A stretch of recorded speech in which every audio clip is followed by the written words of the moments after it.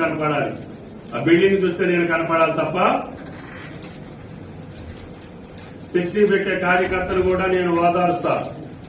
ఈ జేబులో 100 రూపాయలు ఖర్చు పెట్టవద్దని చెప్పి బతిలాడతా. యాడీయటానికి కూడా నేను ఒప్పుకోను.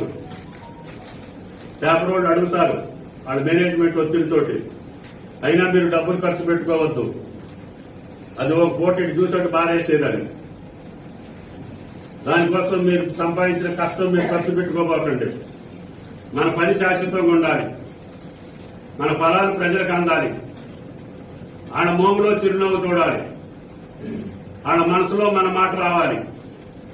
అంతే తప్ప తాత్కాలికమైనటువంటి ప్రచార ఆర్భాటం కోసమో, పేరు కోసమో, క్రెడిట్ కోసమో ఈ తుమ్మల ఆరాట పాడలేదని చెప్పి విజ్ఞప్తి చేస్తున్నా.